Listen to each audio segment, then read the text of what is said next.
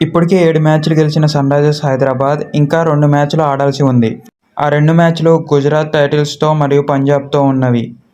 Sunrisers Hyderabad ప్రస్తుతానికి 4వ స్థానంలో కొనసాగుతోంది. సన్‌రైజర్స్ హైదరాబాద్ ప్లే-ఆఫ్స్‌కు క్వాలిఫై కావాలంటే కేవలం ఒక్క మ్యాచ్ గెలుపు దూరంలో ఉందంతే. ఒక మ్యాచ్ గెలిస్తే ప్లే-ఆఫ్‌కు క్వాలిఫై గాను, 2 మ్యాచ్లు గెలిస్తే టాప్ 2కు అవకాశాలున్నాయి. అలాగే ఆర్సీబీ మరియు సీఎస్కే కూడా ఈ ప్లే-ఆఫ్ రేసులో ఉన్నవి. ఒక్క మ్యాచ్ గెలుపు దూరంలో ఈ ఆర్సీబీ, సీఎస్కే ఉన్నాయి. ఏది గెలిస్తే అది ప్లే-ఆఫ్‌కొస్తది. సో గేమ్ ఇంకా ఆన్‌లోనే ఉందని చెప్పుకోవచ్చు.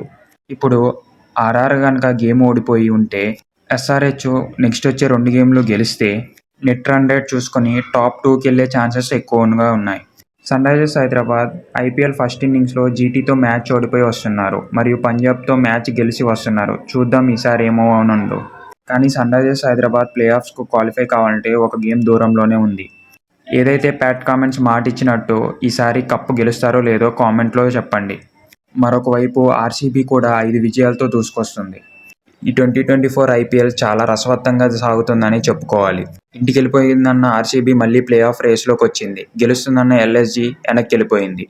చూడాల్సి ఉంది ఇంకా ఎలాగా సాగనుందో ఈ గేమ్ అంతా. గైస్ ఇప్పటి వరకు మీకు వీడియో చూస్తున్నట్టుంటే మీకు వీడియో నచ్చిందని మేము అనుకుంటున్నాము. మా ఎఫర్ట్స్ మీకు నచ్చుంటే please like, share and subscribe. Share చేయడం మాత్రం మర్చిపోకండి. కామెంట్ రూపంలో ఏ టీం కప్ గెలుస్తుందో ముందే ప్రిడిక్ట్ చేయండి. నేను కప్ గెలిచాక మీకు కంగ్రాచులేషన్స్ చెప్తాను.